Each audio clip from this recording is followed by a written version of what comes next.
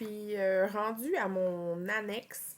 Puis là, ben, j'ai une liste à puces à faire si je vous montre mon texte, là, de quoi ça a l'air.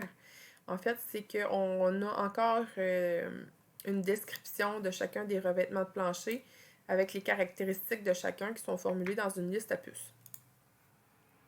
Donc, moi, ce que j'avais fait, c'est que j'ai appliqué le style corps de texte au texte qui était là, en fait, là, sans restriction là, pour les titres et tout ça. Puis, en fait, là, je me suis positionnée devant pour mes titres parce que je voudrais pas appliquer un style particulier juste pour ça. Juste pour la petite ligne qui va décrire le type de revêtement de plancher. Donc, je me positionne devant, je vais faire un retour arrière qui va faire en sorte d'enlever mon retrait de première ligne. Puis, je me retrouve à la marge. Je vais tout simplement mettre ça en gras. Puis, je vais faire la même chose pour mes... Je clique sur reproduire la mise en forme pour faire la même chose avec mes autres sous-titres, en fait, si on veut, là. Donc, je le fais pour chacun d'eux. Puis, pour ma liste à puces, je vais sélectionner mon texte. Je vais venir chercher mes puces, tout simplement. Puis là, ben en fait, on veut que les puces commencent soit à la marge, soit à 1,25. Ici, je peux me permettre de les mettre à la marge parce que j'ai pas de texte plus haut.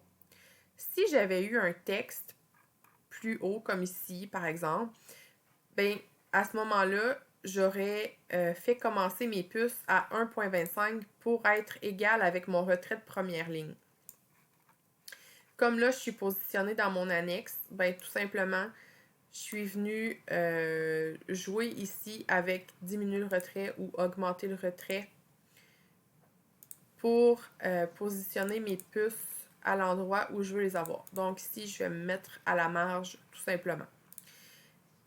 Autre élément important à faire, je vais sélectionner toutes mes puces, sauf la dernière. Puis, dans paragraphe, je vais venir cocher ne pas ajouter d'espace entre les paragraphes du même style. Parce que dans le fond, ma liste à puces, je n'ai pas besoin nécessairement d'avoir 6 avant puis 12 après entre chacun de mes picots, là, de mes points de ma liste à puces. Donc, je vais faire OK là-dessus. Puis, on voit que ma liste est beaucoup moins longue qu'elle était. L'espace entre chacun des points a diminué. Puis, ça ne m'empêche pas quand même de lire mon texte convenablement. Donc, je refais la même chose pour chacune de mes listes à puces. Je vais aller cocher ma liste à puces. Je reviens à la marge avec mon bouton diminuer le retrait. Je sélectionne toutes mes puces, sauf la dernière. Puis, dans paragraphe, je viens cocher ne pas ajouter d'espace entre les paragraphes de même type. Même chose ici. Je recommence pour chacune de mes listes.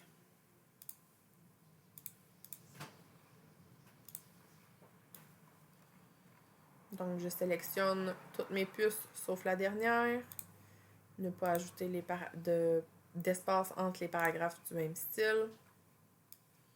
Et finalement, ma dernière liste.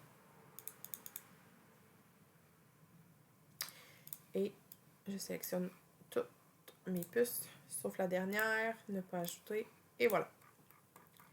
Bon, ici, c'est sûr que j'ai une liste qui est séparée en deux. Je vais préférer la faire passer à la page suivante. Donc, comme je l'ai déjà mentionné, je vais ajouter un saut de page en utilisant le raccourci clavier CTRL Entrée ou je peux aller dans Disposition aussi, aller chercher mon saut de page qui est là.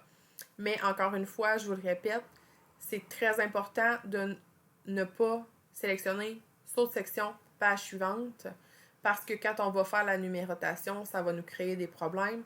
Donc, c'est vraiment important de faire saut de page seulement. puis de retirer le petit retour qui s'est ajouté là pour rien. Donc, voilà pour la liste à puces.